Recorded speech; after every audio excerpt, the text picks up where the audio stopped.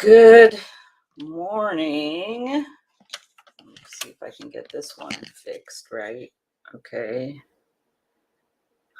I got multiple cameras attempting to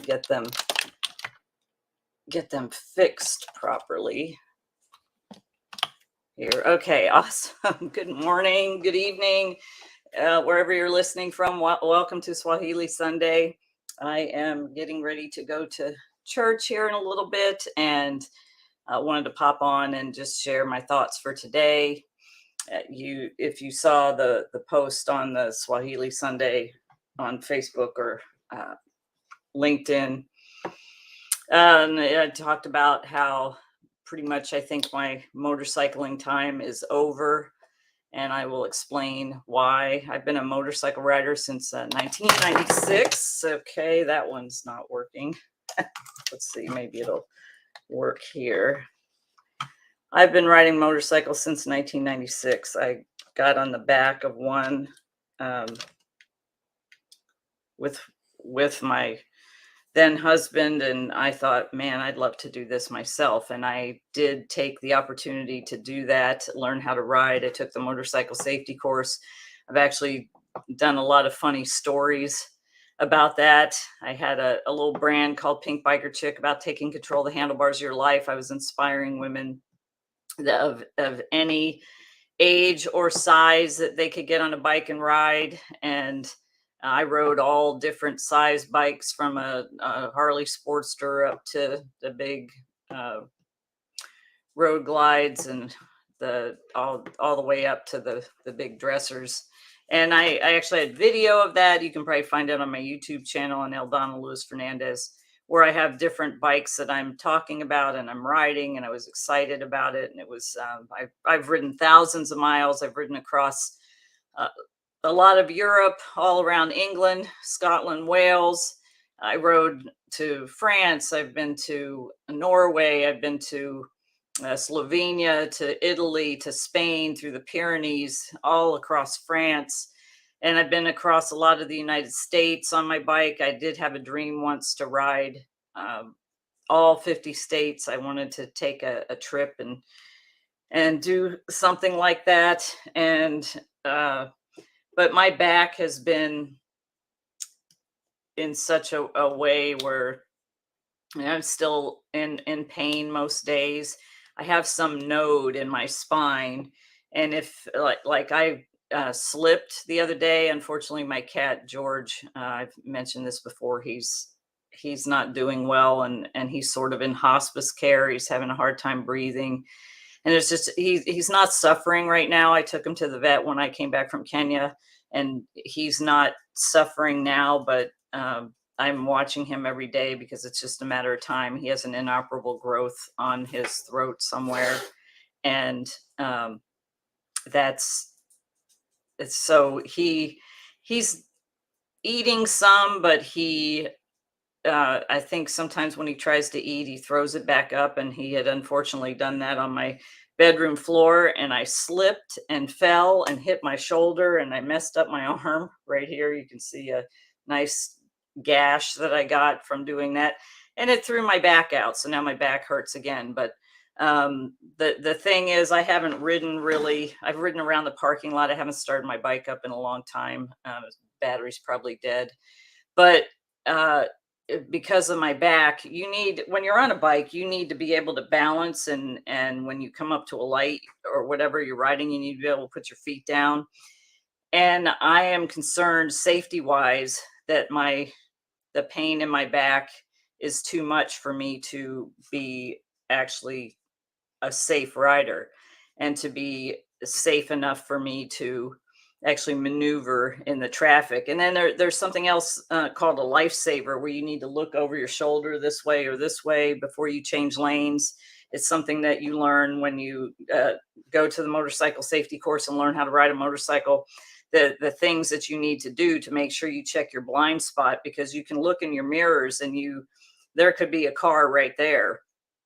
I had a situation happen to me. I rode to the Toastmasters International Convention in Vancouver when it was up there in Canada, British Columbia. And so I rode all the way up there and I rode back. That was quite a ride. Took several days to go, and I was riding in a lane, and a truck was coming basically right over on top of me, and my reflexes were quick enough where I looked and there was a car in that lane. There was nowhere for me to go. And I actually moved into the middle of the lane and split the lane and managed to not get crunched by either vehicle.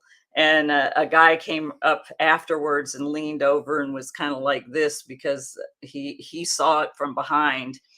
And I was kind of destined to not come out of that okay. But you need good reflexes. You need good not that I'm not cognitively good, but the fact that I'm not able, I just don't think it's safe for me to ride a motorcycle. And I don't know that it's going to ever be safe again because of the problems that I have with my back are chronic. Now I may be able to Indigo, stop it. I may be able to ride a trike or one of those Can-Ams. I actually had looked into that a couple of years ago because you don't really have to put your feet down to balance that. You don't need it's takes up a lane like a car. Indigo's, I forgot to close the door with my cat George, and he came running out here, and now he's under the couch, and Indigo is barking. So that might be a problem. But it's been kind of a thing where I haven't wanted to face that because motorcycling is something that brings me a lot of joy. It's one of those things you see a sign that says you'll never see a motorcycle parked in a psychologist's office because what that means is not that people who ride motorcycles don't need therapy or whatever, but because of motorcycling, what it does to you cognitively, it helps you in feel a lot of joy, and it's helped me do that over the years. And I haven't been able to ride. One of my favorite rides is not very far from here, Ortega Highway. It's a twisty, windy road, and although in my mind I want to go to do that, in my common sense mind, I'm like, yeah, that's not a safe thing for me to do because I just don't feel. First of all, even if I don't have pain, I think after the fact it would really increase my back pain. And but the fact is that if I get into a situation where I'm in so much pain that I can't really hold the bike up, that could put not only myself in jeopardy, but other people around me. And I'm just not willing to do that. So I've kind of come to the decision that maybe it's time for me to give that up. It's really a hard thing for me to think about doing.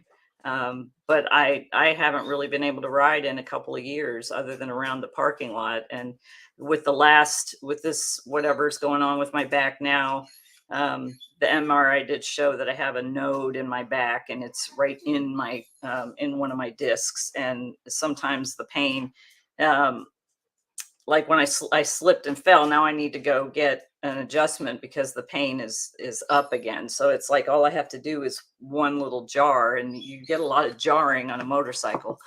So for safety reasons, I'm kind of thinking that that's probably something that I'm not going to be able to do,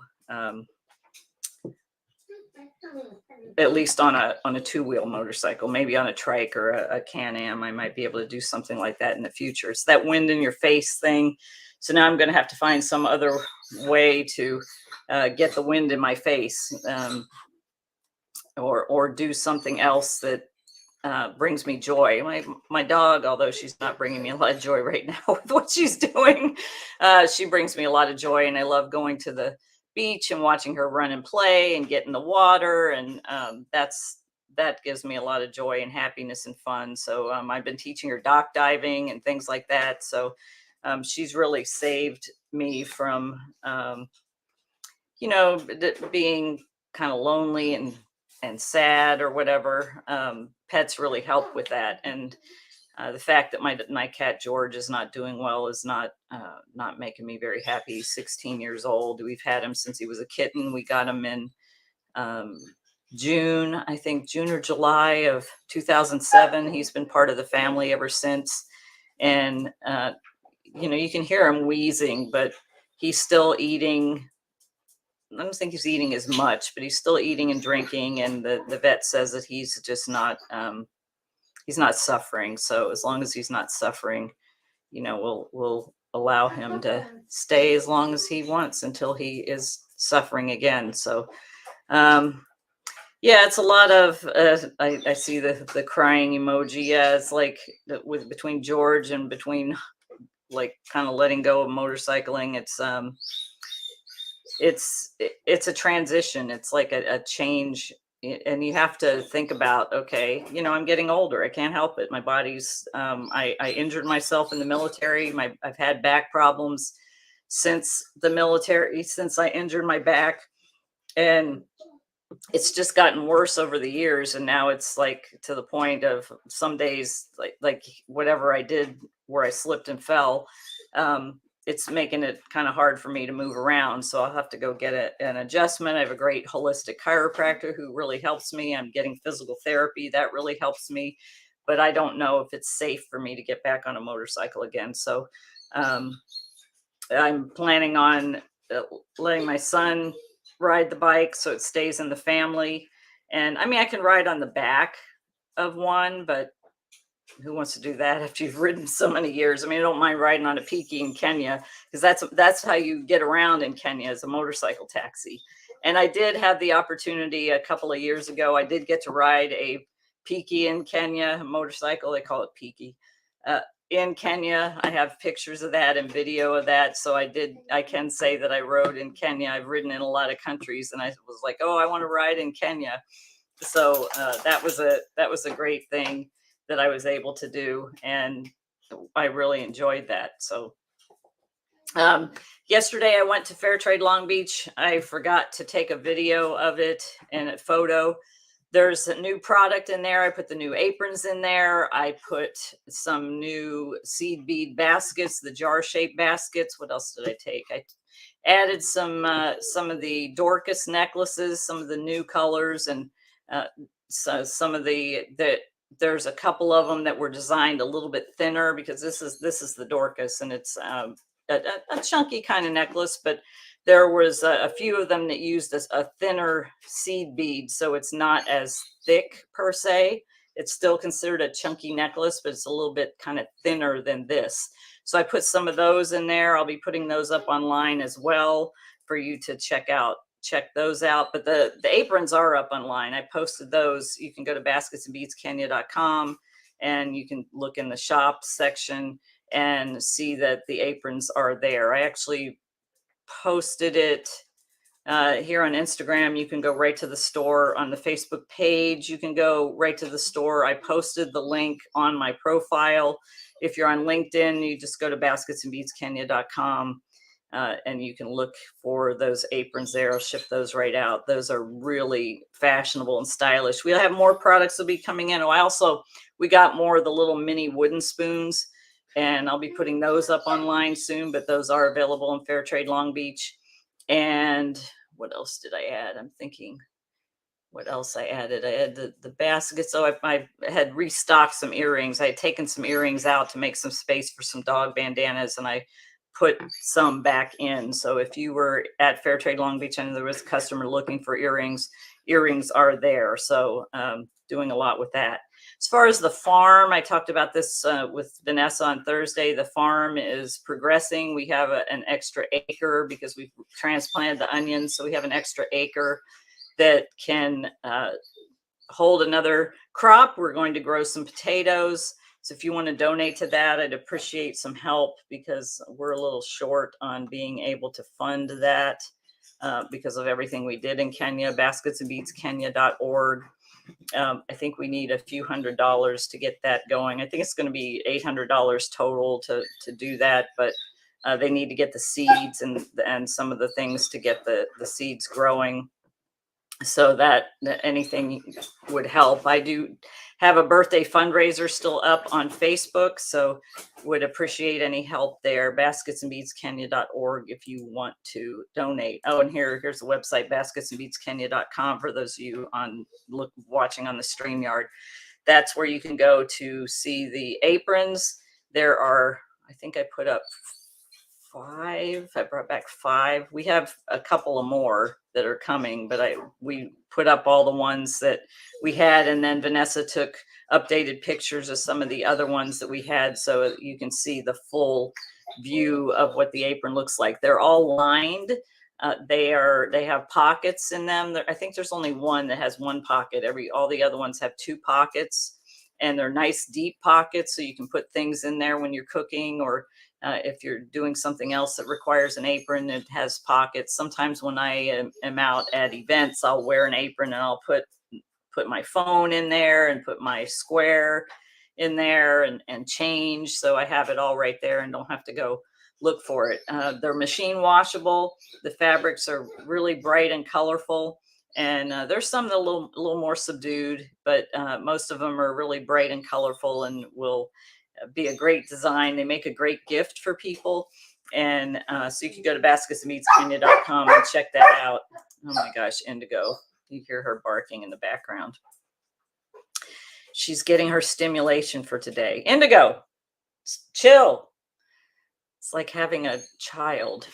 Anyway, I just wanted to pop on and share a little bit about that unfortunate decision about motorcycle riding. I have this is my coaster for my desk, and it says Harley Davidson, and like I said, I've been a Harley rider since 1996.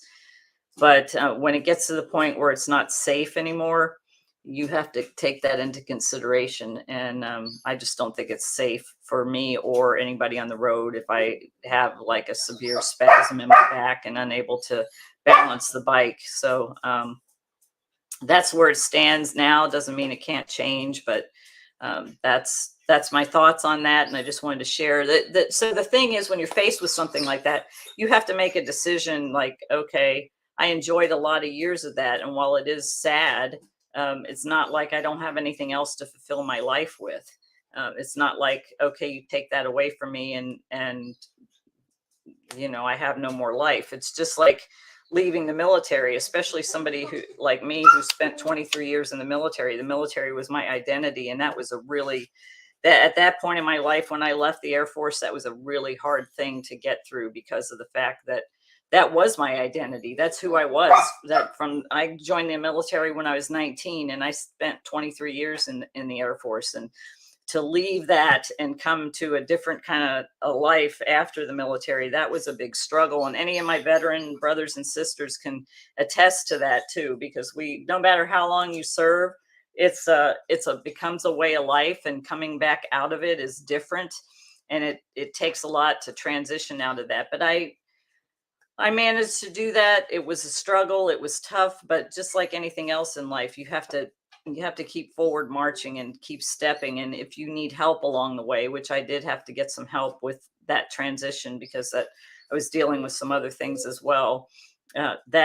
That's something that I made a conscious effort to do, because I wasn't going to let it destroy my life and let it ruin me. Yes, it was who I was for a long period of time, and it's still part of me. I'm a veteran. I'll always be a veteran. I'm proud of my military service. A lot of things I do, I operate as a military minded, because you can't just leave the military and think you're going to leave that behind. Now, as you go along, it does relax a little, because you look around and the world doesn't operate at that ops tempo. So you have to adjust and course correct as you go along. But I still do things that are military minded. I make my bed every morning when I get up. That's just something that I've always done. And if I don't make my bed, it must be because I feel really bad and I'm still in it because I'm sick or something. But that's just something I've always done. I'm disciplined with that. And I do things thought-wise from a military mindset. You can ask anybody that knows me, knows that I still have that military way of thinking. That's just the way I grew up. That's been my life, all my life, even even now, when I've been out for so many years, but that framed who I was for a good part of my life, and it's what I take into and how I approach things. I always do an after action review with things. I've talked about this before. What worked, what didn't work, what could be improved for next time. It's something. It's a way to do things and look at things that I take from the military, but it's a good thing to keep on going and keep on using in my day-to-day life. So that's what I wanted to share today. I need to go and take care of this crazy paws over here who's freaking out and not listening to me because she knows that I'm I think she knows when I'm doing things that she can go get away with things until I'm done doing them. So I'm going to go take care of that and then get ready to go to church, and hope you all have a great day. Nakupenda.